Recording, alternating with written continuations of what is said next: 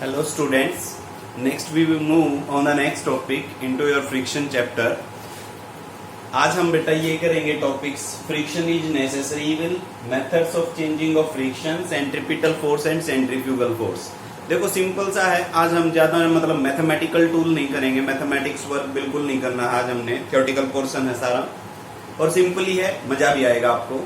देखो भाई हम स्टार्ट करें, अगर friction is necessary evil, question ऐसे पूछा जाता है, explain that friction is necessary evil. Friction is necessary evil का मीन्स कि जरूरी बुराई है। जरूरी बुराई मीन्स ये हमारे लिए कुछ केस में कंपलसरी है, हमें इसकी जरूरत भी पड़ती है, और कुछ केस में ये हमारे लिए बुराई भी है। तो कैसे हम इसको प्रूव करेंगे, कैसे हम इस क्वेश्चन का आंसर देंगे? बिल्कुल सिंपल सा है, सिंपल वे से आप दोगे जवाब इसका। मैं यहाँ पे करवा देता हूँ बेटा। नेसेसरी तो चलो नेसेसरी पॉइंट्स हम यहां लिख लेंगे। नेसेसरी पॉइंट्स यहां पे, और ये हो गए evil points. Necessary points, for example if we discuss की in which cases friction is necessary for us, तो फर्स्ट पॉइंट लिखो, क्या हम फ्रिक्शन के बगैर वॉक कर सकते हैं? नहीं कर सकते। तो walking is possible due to friction. दूसरा पॉइंट, जैसा आप पेज पे लिख रहे हो, मैं मार्कर से बोर्ड पे लिख रहा हूं बेटा, राइटिंग भी आपकी क्या नहीं है, पॉसिबल नहीं है without friction. We can't right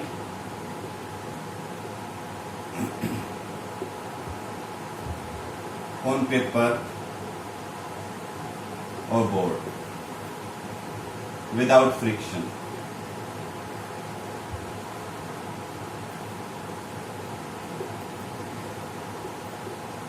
कई केसेस ऐसे भी हो जाते हैं भाई, जैसे मान लिया बारिश हो रही है और फिसलन वगैरह हो रखी होती है, तो वहां पे भी हमें क्या जरूरी होता है? देखो मैं केस बता रहा हूं जहां पे अपना फ्रिक्शन है जो वो नेसेसरी हो जाता है। फिसलन हो जाती है तो हम वहां पे पैरों को थोड़ा सा गड़ा के चलते हैं। क्यों?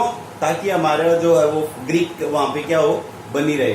पहाड़ों पे जो पर्वतारोही चढ़ते हैं भाई, उनकी भी ग्रिपिंग के लिए क्या करते हैं, वो पाउडर सार लेते हैं वो सफेद, और वो ग्रिपिंग के लिए यूज करते हैं, ग्रिप बनाने के लिए। तो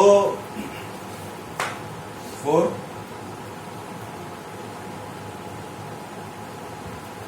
राइजिंग अप और क्लाइंबिंग अप लिख सकते हैं।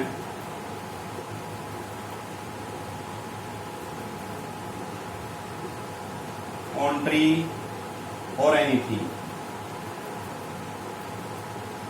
तो ये ऐसे तो आप बहुत सारे केस लिख सकते हो जिसमें फ्रिक्शन क्या है, जरूरी हो जाता है। अब बात करो इविल की, इसमें तो बहुत सारे लिख सकते हो, मैंने तो 3 ही लिखे बेटा, बहुत सारे, और एक दो मैंने एग्जांपल बताया भी है, तो बहुत सारे हम लिख सकते हैं इसमें।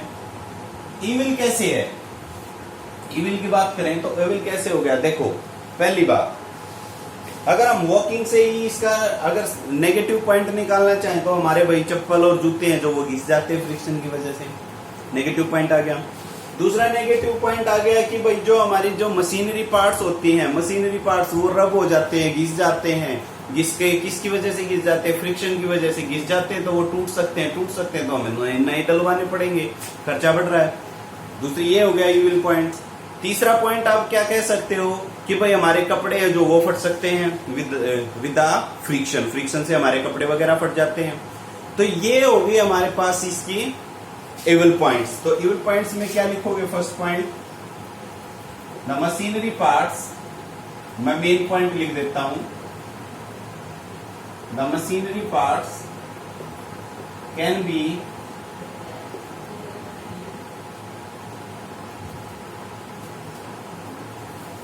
टीयर एंड फियर लिख देते हैं बेटा,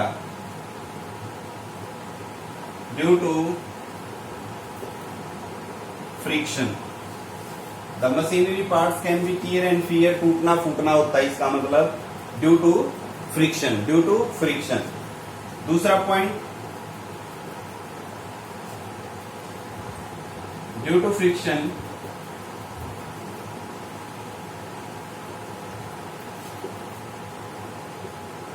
the tires of vehicle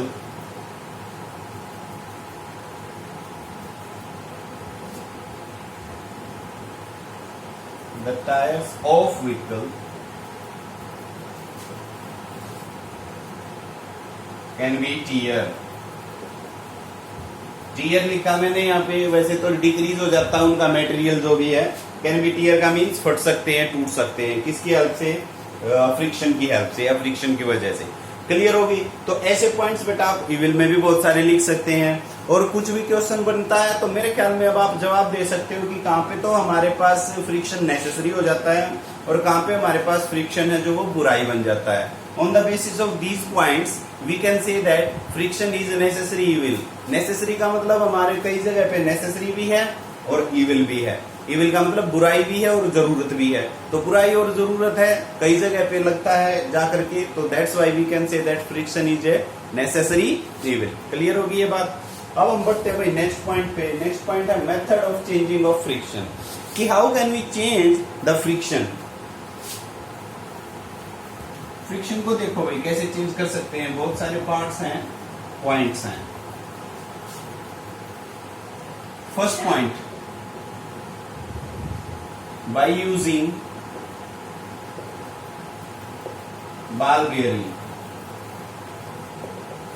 bearing देखा भाई, बैरिंग जिसे आप बोलते हो लोकल लैंग्वेज में. बैरिंग, पंखे में बैरिंग डलता है. क्यों डलता है पंखे में बैरिंग? तो उसकी रोटेशन बढ़ाने के लिए, या रोटेशन बढ़ाने का लिए का मतलब क्या हो गया? To decrease the friction. We use ball bearing to reduce the friction. To reduce the friction, ये बात हो गई. दूसरा point, by using lubricants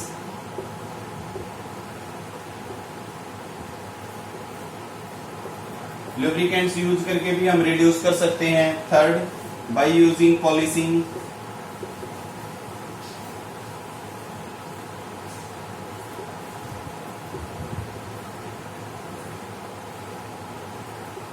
bye using polishing. Polish करके भी भाई हम क्या कर सकते हैं, जैसे घर पे है ना ये अपने कुंडी और शाकल बोलते हो आप इनको, वो होते हैं, वो क्या होते हैं? स्मूथ होते हैं. स्मूथ क्यों होते हैं? क्योंकि उनके ऊपर क्या होती है भाई? पॉलिशिंग होती है. By using ball bearing, bye using lubricants, bye using polishing. Third one, fourth one लिख सकते हो आप,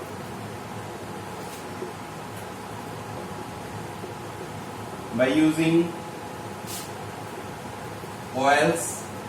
ऑयल्स यूज करके भी यूज कर सकते हैं भाई हम. ठीक है, ऑयल्स वैसे मेनली लुब्रिकेंट में आ ही जाता है, पर ऑयल आपको अलग भी लिख सकते हो आप. तो मेन पॉइंट्स ये हो गए जिन पॉइंट्स की हेल्प से हम फ्रिक्शन को क्या कर सकते हैं? डिक्रीज कर सकते हैं. क्लियर होगी ये बात? तो फ्रिक्शन को हम डिक्रीज कैसे, किन पॉइंट से कर सकते हैं? Bye using lubricants, by using ball bearing, bye using polishing and by using oils. Clear? तो अब हम बढ़ते हैं भाई सेंट्रीपिटल फोर्स की तरफ. What is centripetal force?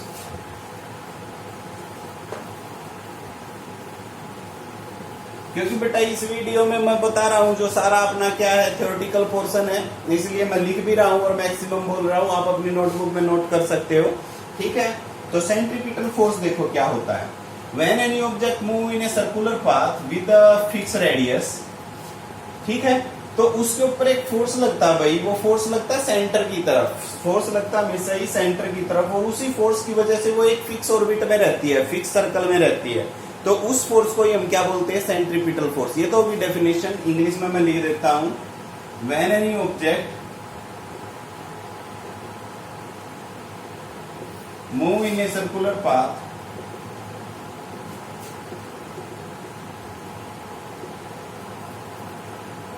and a force which is directed towards center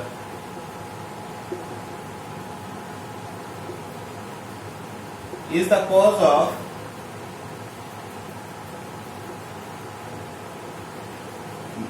motion of that object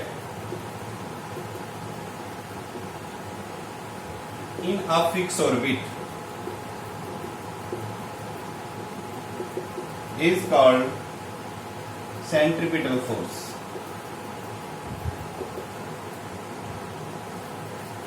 तो magnitude इसका गिवन होगा भाई mv² बाय r. अब सेकंड यूनिट में v स्क्वायर बाई आर एक रिलेशन आया था, वहां पे v स्क्वायर बाई आर अपना एक्सेलरेशन था। तो क्या मैं इसको F is equal to M में भी लिख सकता हूं, और एक ही जगह पे अगर मैं ये यूज करूंगा तो बेटा अपने पास रिलेशन आ जाएगा ये। तो F is equal to M V square by R is the formula for centripetal force. F is equal to M V square by R, एक ही जगह पे हमने क्या लिखा है v स्क्वायर बाई आर, एक ही जगह पे v स्क्वायर बाई आर रखते हैं तो हमारे पास रिलेशन क्या आ रहा है, F is equal to v square by R. v is the velocity of the object with which it is moving in a circular path, r is the radius of the orbit and m is the mass of the given object. So we can find the centripetal force on that object and this formula is F is equal to mv square by r. Clear भाई? ये था centripetal force. मैं unit आपकी वही हो जाएगी Newton. इसके बाद हम बढ़ते हैं सेंट्रीफ्यूगल फोर्स।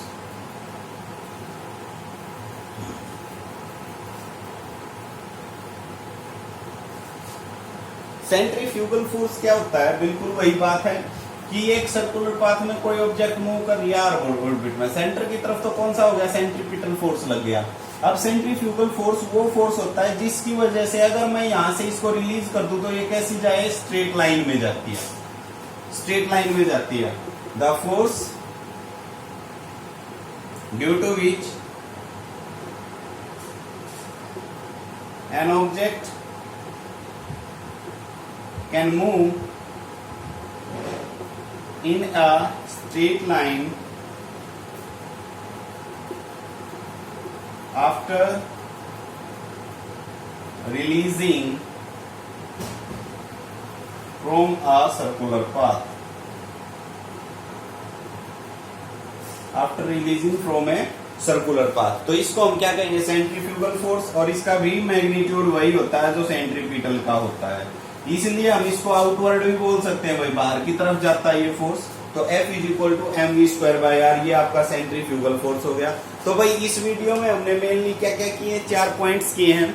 एक तो ये friction is necessary evil, method of changing of friction, centrifugal force और सेंट्रीपिटल फोर्स। इनमें से बेटा एक आध क्वेश्चन पूछ लिया जाता है आपसे कि क्या होता है ये, कैसे है, डिफाइन करो, थ्योरेटिकल क्वेश्चन आ जाता है। तो इसलिए मैंने इसको जल्दी से भी खत्म किया है और सिंपली वे से भी खत्म किया है। कंपलसरी है, नेसेसरी इविल है, एग्जांपल्स लेकर के हमने कर लिया। Method of changing of friction 2-3 type के कर लिए, bye using lubricants, oils, by using etc. And centripetal force जब भी कोई ऑब्जेक्ट सर्कुलर पाथ में मूव करती है तो उसके सेंटर की तरफ एक फोर्स है जो उसको बाउंड रखता है सर्कुलर पाथ में घूमने के लिए, उसको सेंट्रीपिटल फोर्स कहा। सेंट्रीपिटल फोर्स का फॉर्मूला क्या था, F is equal to M V square by R. And centrifugal force outward होता है, यानी कि when we release the object, जैसे कोई पत्थर बांध के हम घुमाते हैं ना रस्सी से, और जो ही हम उसको छोड़ देते हैं तो वो सीधा जाता है स्ट्रेट लाइन में, तो वो किसकी वजह से जाता है, सेंट्रीफ्यूगल फोर्स की वजह से जाता है।